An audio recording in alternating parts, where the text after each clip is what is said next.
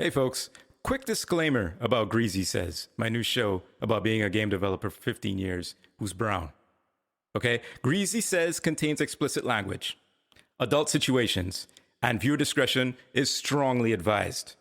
Right? Greasy Says is supposed to be a comedic take on what it's like to be in the gaming industry from my perspective, but I'm not out here trying to make people feel uncomfortable just for the sake of it. So, to sum it up, I have a potty mouth. Don't let your kids listen to this shit.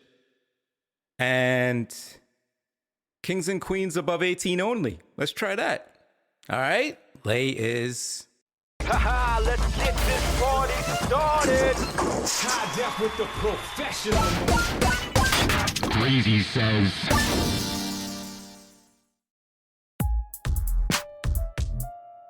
Oi. Tell me, where is the chicken shop? Huh? Hungry. I need some thighs, some breasts. I need some fries and some zest. So tell me, where is the chicken shop? Hey, Gab. Where is the chicken shop? Looking for Amelia.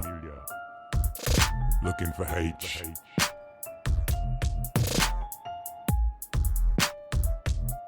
It's about that time for grime.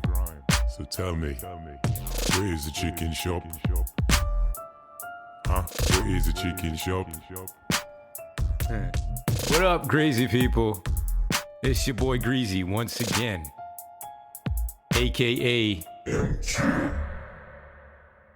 And this is Greasy Says. This is my show about being a brown game developer in the US of A, in the world. From humble beginnings, scratched and scraggled and cajoled my way to the top. I wouldn't even say the top, but higher than where I was. And that's what really matters, right? Yeah, on Greasy Says, we talk about the gaming industry. I talk about shit going on in the news of games. I talk about what it's like to make games. And it's for people out there who are either in the gaming industry or wanting to get into the gaming industry or curious or just want to hear a motherfucker talk and try to be funny for half an hour every couple weeks here on Greasy Says. That's my job. Where is the chicken shop? Chicken shops, man. Is chicken shops just a UK thing? Like, I feel like everywhere I have a KFC. Like where I come from, back in Trini, KFC is God. KFC is gold. KFC is more valuable than the local currency. For real. If you have a box of KFC, you might be able, you might get a wine. You might get your D rolled. You know what I mean? You have a 6-piece, and you might be able to get into the club that night. Just get out, do the 6-piece. So, where is the chicken shop? But like chicken shops in the UK are different. They always like ran by like, you know, Pakistani people or like Indian people basically. And they're everywhere, and all they serve is chicken and chips. Fries, as they're called in America, but everywhere else in the fucking world is chips. It's fucking chips. Don't get ahead of yourselves. Don't try to be all fancy with your French fries. It's fucking chips. Stupid. Tell me, where is the chicken shop?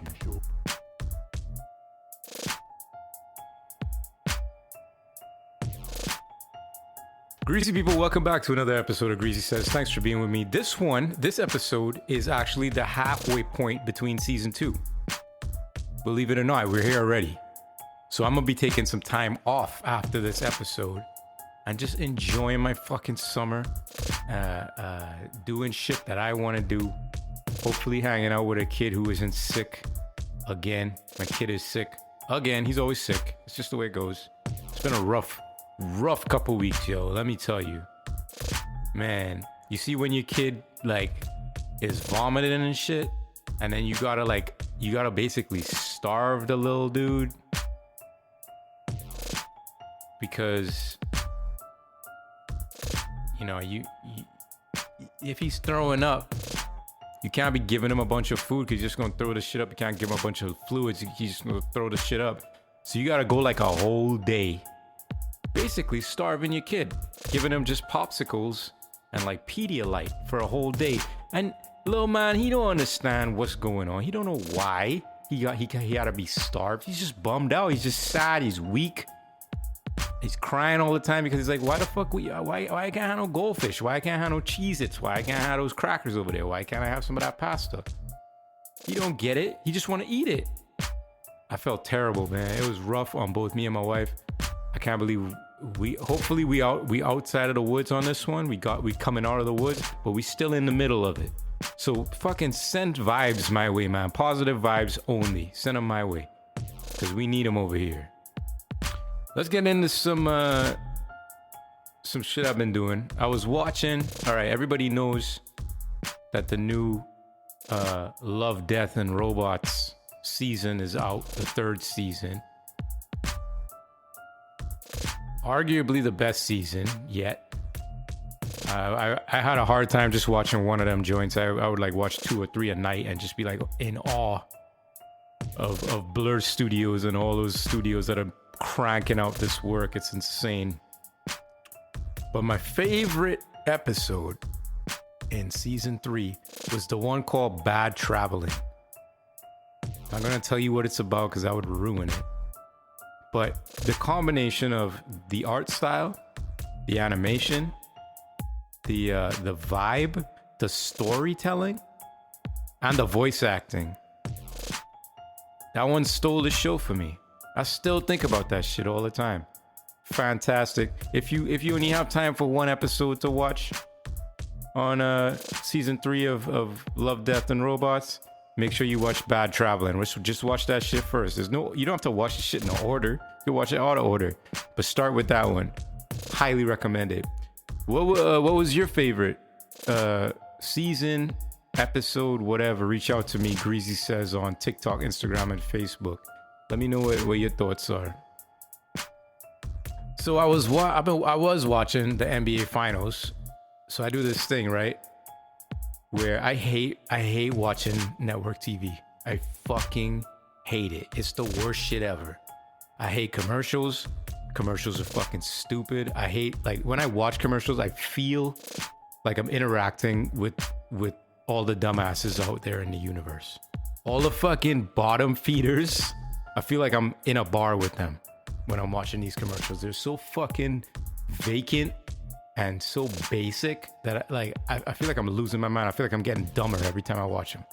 So what I do is I tape the shit and I just fly through a game. Like, a game takes me like 30 minutes to watch, or like 45 minutes, the real time it should take to watch a game, instead of 2 hours with all the commercials and shit. Anyway, that's not the point. I was watching the finals and I came to my realization. The American national anthem is the only anthem in the whole fucking world that you could change into a goddamn solo. You could take the American anthem and solo on that shit for 30 minutes straight, and nobody would bat an eye. Everybody would just be sitting there like, wow, this motherfucker doing runs on this anthem. What? Why? Why do we always have to do all the crazy runs and solos and all this bullshit? It's an anthem. Sing it, shut the fuck up, and get out. We trying to do something else. Anytime the American national anthem is played or sung, is only because we trying to do something else. The shit is just in the way of us getting to the next thing. Watching a game, watching a fucking, I don't know, fighter jets fly over your fucking redneck state. Whatever the fuck you need to do, the anthem is your gateway of getting there. So why are you making this shit last 20 minutes? It's pointless. We all know you could sing. You wouldn't be up there if you couldn't sing your ass off. You wouldn't be up there if you can't play the guitar like a fucking G. We know that. Just play a tasteful anthem and get the fuck off. I want to see a national anthem. I want to see somebody make the American national anthem last so fucking long that somebody like pays off their credit card. I want them to play that shit so long that like a Karen goes to therapy and figures out why she hates black people so much. That's how long I want the anthem to be. Just to prove a point, just to see how long you would actually stand listening to this long ass fucking anthem. So stupid. So stupid. Speaking of long ass songs and songs in general, the Grammys, my wife sent me this, and then I heard about it on an article, podcast or some shit later. The Grammys added video game soundtracks to the awards. Fucking finally. Round of applause. Round of applause. About fucking time. Should have been here like a decade ago. But at least we here now. We here now. And it's only a matter of time before it branches off to what kind of game was it? What kind of soundtrack was it for a game? Blah, blah, blah. Was it a casual game? Blah, blah, blah. So Grammys are getting in on the action. Part of me thinks it's because Hans Zimmer and all of these big shot fucking composers who run around in Hollywood and just take up all the fucking jobs. It's because they're involved in these games and they're writing the Call of Duty soundtracks and all this other bullshit. So they want to get recognition and extra money by being recognized by the Grammys for these soundtracks.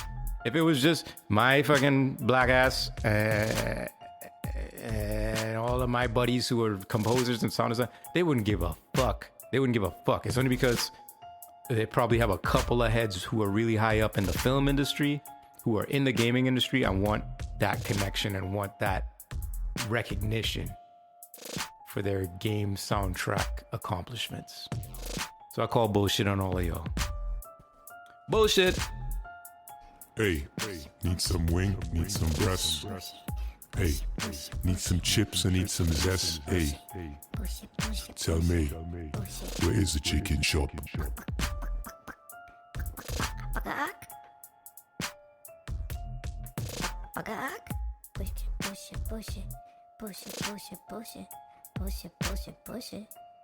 Where is the chicken shop? Hey, need some thighs. Need some wings, yeah. Need some high. All those things, yeah. Where is the chicken shop? Are you visiting the chicken shop in your area? I hope you are. If there's a chicken shop in your area, go visit that shit. You never know, you might find a really good spot to eat some chicken. They have a chicken shop near me. It's the worst fucking chicken shop. The shit is called, I can't remember. I'm not gonna blow up their spot and say who they are, but it's the worst goddamn chicken shop. This shit is greasy and moist and fucking like soggy at the same time. It's like, how the fuck you fry up this chicken so greasy, but the shit still feel raw? Like it's nasty. Fries all soggy and shit. I'm never going back to that fucking chicken shop. I need a new chicken shop in my life. But this week on Greasy Says, before I take off for the summer, I'm going to go back to my roots. I want to talk to my peoples out there, my original peoples, where I come from. So let's get into it. Remember, you could always hit me up on social media if you want to chat, if you want to give me ideas, if you want to tell me my show sucks, if you want to tell me about a dope chicken shop, reach out to me. TikTok, Instagram, and Facebook under the name Greasy Says. And I'm on Twitter under the name M-Cue, M-CUE. And you can check out my music under M-Cue on Spotify, Bandcamp, Soundcloud. And tell your friends about Greasy Says, the greatest video game podcast on the planet. Bar none. Ask anybody that listens to it. They'll tell you the same thing. Today's key is Trini man, Trini man, Trini man, Trini man.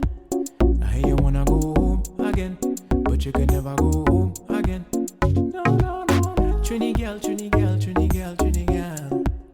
You know you wanna go home again, but who wants to go home? Hey, Trini man, Trini man, Trini man, Trini man. I know you wanna go home again, but you can never go home again. Trini girl, Trini girl, Trini girl, Trini girl, Trini girl. Hey, you wanna go home again, but make sure you bring all your friends. Hey. This one right here is for my Trini people. Hi, I'm Greasy. I come from a land where the trade winds blow and the surf never stops. I come from the land of winding down the place and 3 a.m. doubles. If you don't know what that is, I feel sorry for you. I come from a place where black, brown, and Asian people far outnumber the white population, even though a lot of the same socio-political restraints are still attached to non-white folks. I come from Trinidad. I'm Trini to the bone, even though I've spent most of my life in the US. I'm more of an American than I am a Trini at this point, just based on years, but I can't let go of that unique identity. I can't let go because it serves me so well as a creative person. It serves me so well as a game developer. So consider this a plea, a love letter, and a bit of guidance to all Trinis and all island folks out there. We belong in games. We can excel in games. We can make games the likes of which the world has never seen. Trini people are some of the most creative people I have ever known, bar none. Let me explain a Trini carnival to you folks out here who might not know what the fuck I'm talking about. Carnival is an event that happens in Trinidad in February every year. It's the biggest event of the entire year. People spend entire paychecks on costumes. You know what I'm saying? People start training like athletes or start deluding themselves thoroughly in like November just so they can fit into their costumes that they spend an entire paycheck on. Carnival lasts for 2 days straight. Likely more if you start early, like some people do. That's 2 days straight of partying. 2 days straight of drinking. 2 days straight of being on your feet, dancing for miles. It's a fucking marathon. It's such an intense endeavor that we need a third day afterwards just to have a party to come down from the party. We just party on the beach that day instead of on the road. It's very therapeutic, much recovery. What I'm saying is this party lifestyle makes us perfect game devs, right? It's weird, but in game development, you need stamina. You need to be able to keep going even when crunch is intense, even when you're burnt out, even when you're exhausted. You have to keep a positive vibe and keep a go with the flow mentality if you want to make games for years and survive burnout. You have to be able to weather the storm. It's a marathon. And I don't know about you, but everyone I know that loves to party, I mean, like the cat's still up at 3 a.m., even though we stayed up at 3 a.m. the last 3 nights, them motherfuckers, those are the cats who are going to bring the flaming rocket of game dev to a release. Trinis have stamina like no other. Trinis are survivors. And let's not even talk about work ethic. Listen, I don't want to throw stones, but I'm going to. But let's be real. The American educational system below the university level is a pile of dog shit. It's true. If you drop out of high school in America, you're likely doomed in terms of a career. What you've learned up to that point as an American student won't get you far in life. And work ethic is something taught at home in America, not in schools. In Trinidad and a lot of formerly British colonies, which Trinidad is, the education level is much higher. Kids coming out of middle school in the UK, right, are generally much smarter, book smart anyway, than American kids, period. That education system, along with the fact that our ancestors were all slaves and indentured laborers and shit, manifests a strong work ethic and a desire to learn more. Put a Trini kid who's interested in games in front of Unity and see what happens. That motherfucker gonna make Ratchet and Clank like after school and shit. And what about the absolutely incredible off-the-charts over 9,000 power levels of creativity that flow effortlessly in Trini blood? Think about it. Carnival, Calypso, Soca, Rapso, the Steel Pan, our writers, our directors, our animators. Shout out to Gem GFX doing some crazy shit out there. Our artists. We run the creative shit. We run it. I think about Carnival and people like Peter Minshall, look him up. Or Wayne Barkley, look him up. Another mass band leaders that I grew up with. Creating entire narratives, visual executions, industrial design for their carnival bands, costumes that would cater to each individual mass player's tastes, and then guiding these massive crowds across the city and onto stages to be judged. It's an insane undertaking, way harder than pulling off a video game, with way less funding and expertise. Trinis make it happen, which just happens to be the name of an incredible Trini rapper that you should totally check out. And let's not forget that we bring a totally unique world perspective to the table. Our minds are built different, son. If we bring that mindset, that perspective to our game narratives, to our standards and practices, to our problem solving, to our world building, to our characters, to our studio ethos, the list goes on, we can shape this art into something new. They need us in games, and games need us in them, on the cover and on the teams.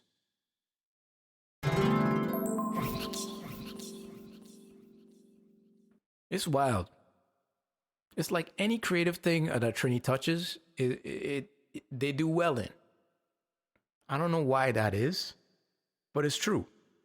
And especially if they leave Trinidad or they leave the islands to go pursue shit in other countries, they always blow up. They always get way ahead. That's not by accident. There's a reason for that. You know what I mean? It's probably because Trinidad is so small and you have to fight so hard to get out that when motherfuckers get out, they grind nonstop 1,000% harder than anybody else. So there's no chance they could fail. But there's there's a spark in there that you can't explain, that I can't explain, about the creativity. We invent shit. We come up with fly shit. We just do. Do you know those sock dudes, like the big, like dancing windsock guys, that you see on like a used car lot or something when they're trying to get you to come in, and it's got like a little fan on the bottom that inflates the guy and he kind of dances around all crazy. That was originally designed, and unfortunately I don't think patented, by a fucking Trinidadian. Peter Minchell, the same guy I was just talking about in my little spiel or whatever. Look that dude up. That dude invented that shit. You know what I mean? And that's used all over the world now. And like, people don't even give it a second thought. How the fuck did he come up with that? You know what I mean? It's crazy. But yo, I just wanted to big up my Trini people. And I know there's people out there in Trinidad. And if you listening to this and you a youngin' or you trying to get in the game, you can do it. You can do it. There's no excuse. All right? You could learn. You could download Unity for free. You could download Unreal for free. And just learn that shit. And with your work ethic, with your grind culture, you're going to learn some shit. You're going to excel. And then it's just finding an opportunity or creating an opportunity, which is something that we're very good at. So, yo, if you know somebody in games, if you know somebody who's a Trini or an island person who's eager about games, send them my way. Send them my podcast. I'm proof that you could get there. And you could definitely do a whole lot better than me. Trust. Uncle Greasy's Trini children. You are the future of it all. The future of it all. Yeah, I can see it so clearly. You are the future of it all. The future of it all.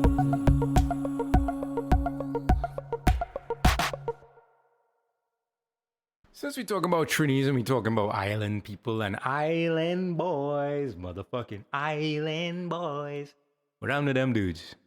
They still doing things, or they fall off the planet? They got ridiculed into obscurity. I feel bad for them dudes, man. They didn't have enough friends around them to tell them, yo, dog, nah, dog, that hairstyle ain't working, bro. Nah, you too rich for that look, bro. But anyway, remember that game, Monkey Island? Everybody remembers that game. It's a classic LucasArts. LucasArts? Yeah, LucasArts game from back in the 80s. There was a bunch of them in the 80s. They rebooted them again, I think, in the late 90s, early 2000s. Monkey Island is a classic. Classic. Guybrush Threepwood is a legendary character. A bumbling pirate wannabe who's hopelessly in love with some chick. I can't remember her name.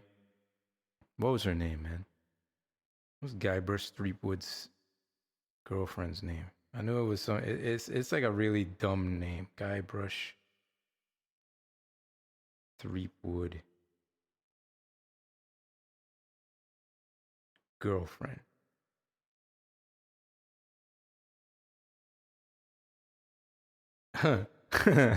Oh fuck. Her name is Elaine Marley. Can you tell a bunch of white dudes made this fucking game? Her name's Elaine Marley. Ugh, that's fucking terrible. Anyway, I used to love these fucking games. I would, back in the day, any game you give me, I'm gonna play it. So this was my exposure to adventure games. Was the Monkey Island series and the King's Quest and the Police Quests and all that motherfucking shits that came on floppy disks.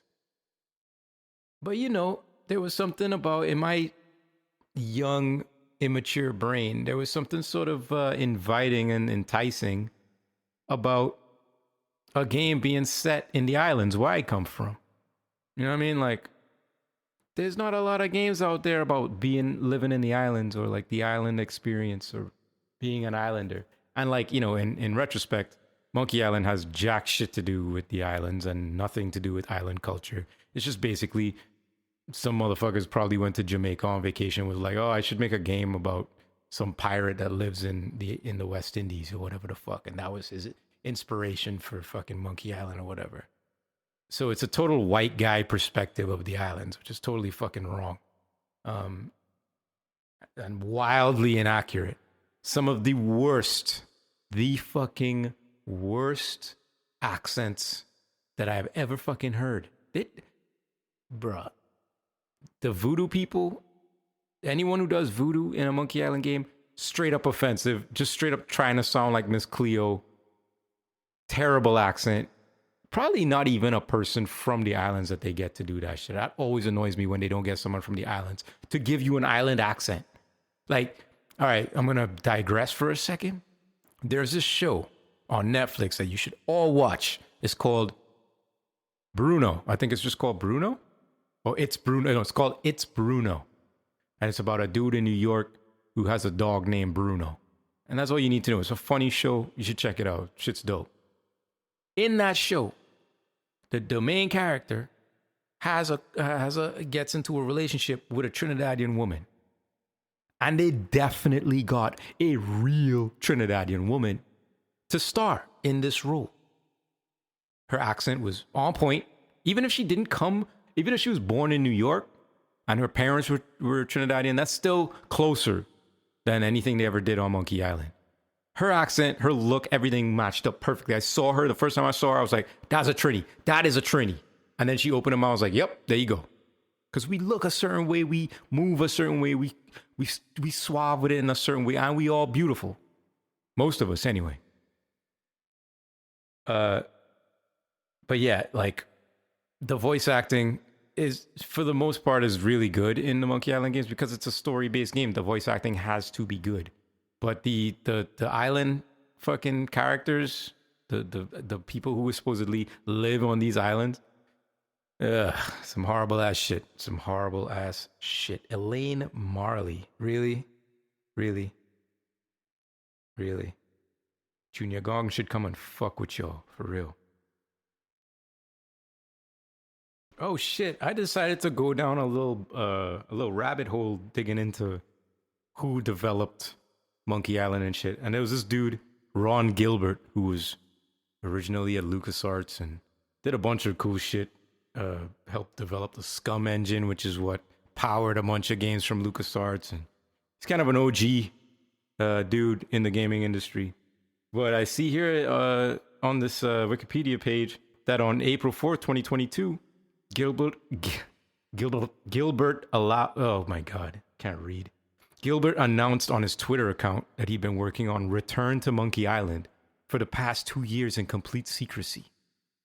So there might be a new Monkey Island on the way, which makes this whole fucking conversation completely relevant.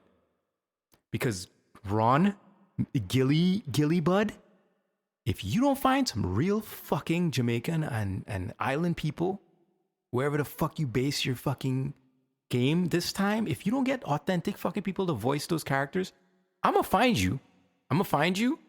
And you know what, Ron? I'm not gonna do anything. I'm just gonna be really disappointed in you. Is that enough? Greasy's gonna be super disappointed. You don't want Uncle Greasy disappointed in you. I will be really disappointed in you if you don't just look outside. There's probably island people walking around the streets of wherever you live. You know what I mean? Just ask one of them to do it. Okay? Try this time. Try a little harder, Ron. When you make Return to Monkey Island. Do it for me. Do it for Greasy. Shit. I'll even voice a character for you if you want. Yeah. I'll come through and do a pirate. Do a skeleton. I'll voice a skeleton. I'll voice a fucking parrot or some shit. Yeah. Big deal. Hit me up, Ron. I'm here if you need me. I got a listener comment this week. Homie writes in and asks, very short question. Street Fighter 6, dog. What are you saying? Yeah or meh?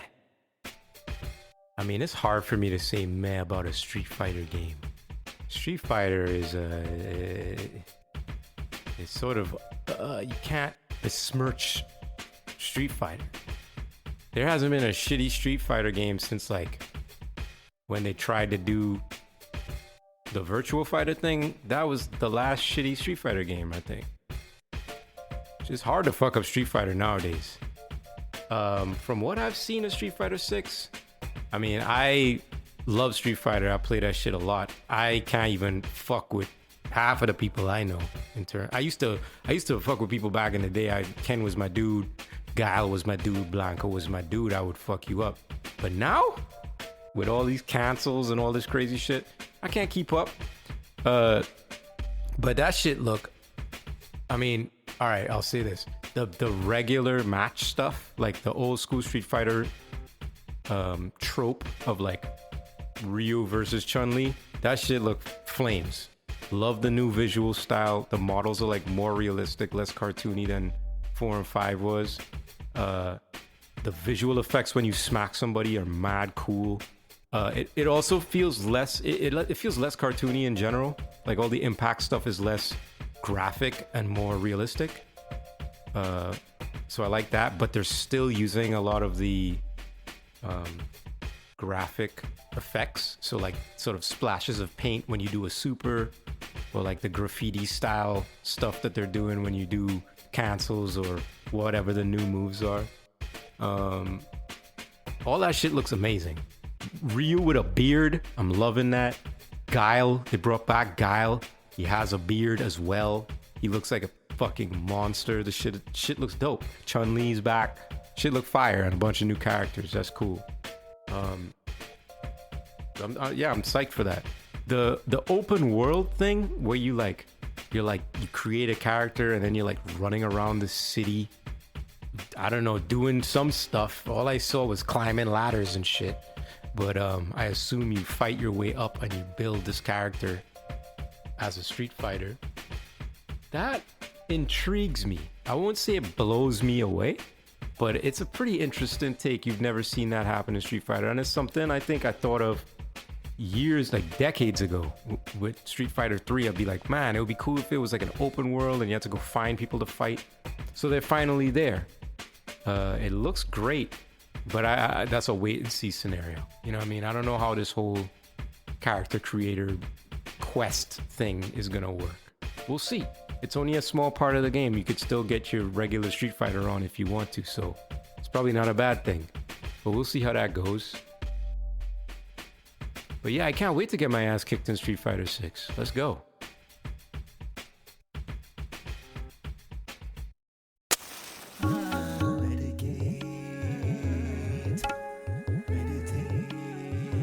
Medicate and meditate. Gratitude time. Dig deep. Think hard. What are you grateful for this week, this month, today? You might think nothing, but that list can get long. You just give it some thought. What am I grateful for this week? Ooh, I'm grateful for my upcoming break on the podcast. I'm gonna get into some other shit. I got this new, all right. Second thing I'm grateful for is my new Poly and Play. Ooh, if you don't know what that is, look it up. It's like a producer nerd's wet dream. And I am loving every minute of it. So I'm grateful for that. 3, I'm grateful that my son is finally well again. I know it won't last long, but this last one was brutal. I'm just glad he's himself again, man. Whew. 4, speaking of, I'm grateful for my fucking mama. Because now I understand all the work she put in to keep my ass alive. And I'm still here. So I'm incredibly grateful to my mama for that. And guess what? My mama came from Trinidad, which is the 5th thing I'm grateful for, is my Trinidadian heritage. I wouldn't be who I am without that shit. And I never want to leave that shit behind. No matter how American I get, I'm never leaving that shit behind. Greasy got that gratitude. All right, y'all. It's the end of the show. We've done it. We've reached the middle point of season 2 of Greasy Says. I'm going to be gone for a while. I'll still hit y'all with a few updates here and there. You know what I mean? You never know. You might see a surprise podcast just pop up if I have some thoughts about something and I have the time to record it. Wow, I'm burping a lot. Thank you so much for listening. I love all of my greasy people out there. I love you specifically. Yes, you. Yeah, with the thing. And that look on your face. I love you. Like, subscribe, all that shit. You know what Brian Simpson said? That shit's stupid. And now it's got me rethinking that shit is totally stupid. Like, who the fuck doesn't know to subscribe and like and share if they like and share, like, want to share something? And if they're super into you, they're gonna subscribe. But like, there's another school of thought where you do that, you just advertise that and you repeat that thing and it gets into people's brains and they eventually do it. I'm not convinced either way. But remember to like, subscribe. Wait, let me do it right. Let me do it right as my last one. Greasy people.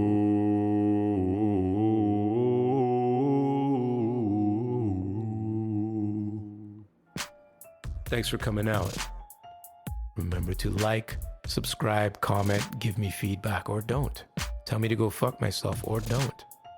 And until next time, it's me, Greasy.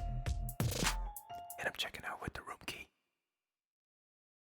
Laters.